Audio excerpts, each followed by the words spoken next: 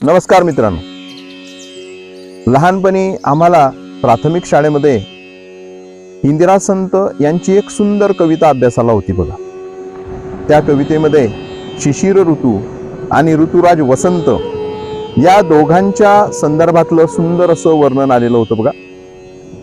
आला शिशिर संपत पान गळती सरली, ऋतू राजाची चाहूल झाडा वेलींना लागली।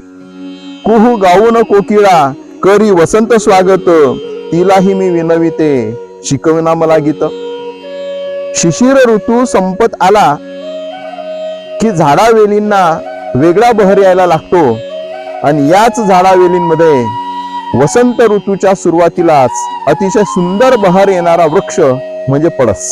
मराठीमध्ये पळस, पलाश आणि इंग्रजीमध्ये त्याला फ्लेम ऑफ फॉरेस्ट असं म्हटलं जातं, किंवा त्याला वैज्ञानिक भाषेमध्ये ब्युटिया मोनोस्पर्म असं सुद्धा नाव आहे।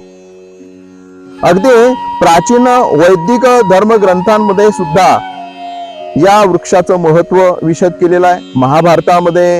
महाभारत ग्रंथामध्ये याचं महत्व विशद केलेलं आहे। कौटिल्य ग्रंथांमध्ये, पाणिनींच्या ग्रंथांमध्ये या वृक्षाचं महत्व विशद केलेलं आहे। हा जो पळस वृक्ष आहे बघा, हा सुमारे 11 देशांमध्ये आढळतो किंवा 11 देशांमध्ये सापडतो। 11 देशांमध्ये तो उगवतो आणि बहरतो। याच्यामध्ये मुख्यत्वे करून Bharat, Pakistan, Bangladesh, Indonesia, Vietnam, Laos, Cambodia, Malaysia, Myanmar, Sri Lanka या अशा 11 देशांमध्ये हा वृक्ष आढळतो।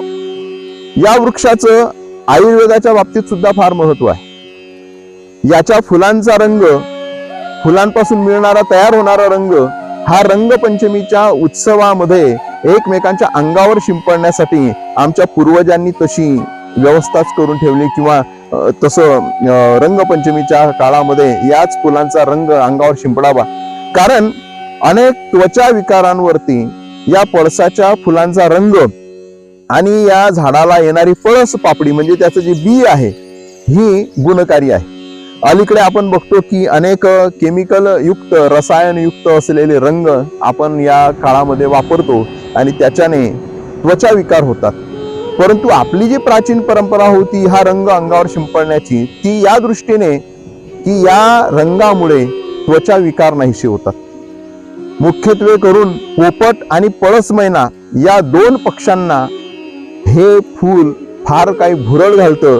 अगदी ज्या वेळेस शिशिर ऋतू असतो त्यावेळेस परदेशातून पक्षी जे पाहुणे आहेत आपल्या भारतामध्ये येतात, याच्यामध्ये पळस मैना हा एक पक्षी आहे बघा। अगदी तुम्ही पेपरला जर बातमी बघितली असेल की तुर्कस्तान मधून शेकडो हजारो किलोमीटर अंतर पार करून हा पळस मैना नावाचा पक्षी, किंवा ज्याला आपण स्थानिक भाषेमध्ये भोरडा म्हणतो, हा भारतामध्ये येतो आणि त्याला नावच किती सुंदर बघा, पळस मैना। तर अशा या वृक्षाचं महत्व जे आहे अतिशय अनन्यसाधारण आहे। मित्रांनो, आपल्या भोवताली अनेक झाडं, झुडपं, वेली आहेत की जे आपल्या भोवती विपुल प्रमाणात आहेत किंवा आहेत म्हणून आपण त्यांच्याकडे दुर्लक्ष करतो। परंतु आज मी ज्या माड रानावर उभा आहे बघा, सगळीकडे पळस फुललेला दिसतो आहे। अतिशय विहंगम दृश्य या माड रानावरती, अगदी माड रान आहे परंतु या माड रानावरती आपण जर बघत असाल तर या पळस फुलांनी या रानाला, अगदी आता कडक ऊन तापायला सुरुवात झालेली आहे परंतु अशा काळात सुद्धा या निसर्ग किती सुंदर असतो बघा। फ्लेम ऑफ फॉरेस्ट हे इंग्रजीमध्ये नाव जे आहे या पळस फुलांना, ते या झाडाला जे नाव आहे फ्लेम ऑफ फॉरेस्ट, तर ते किती अतिशय सार्थ आपल्याला वाटतं की जंगलाला जणू काही आग लागल्याचा भास होतो। मित्रांनो, आज रंगपंचमी आहे। तुम्हा सर्वांना या रंगपंचमीच्या शुभेच्छा देत असताना जाणीवपूर्वक एक गोष्ट नमूद करावीशी वाटते की या झाडावेलींनी, या झुडपांनी आपली वसुंधरा सुंदर बनवलेली आहे, आपली वसुंधरा समृद्ध बनवलेली आहे। आज निश्चय करूया की या झाडा झुडपांना, या वेलींना आपण जपूया, त्यांचं संवर्धन करूया। जिथे झाडं नसतील तिथे झाडं लावूया। एवढीच या व्हिडिओ मागची जी पार्श्वभूमी आहे, एवढाच हेतू या व्हिडिओच्या मागचा आहे। धन्यवाद। जय वसुंधरा।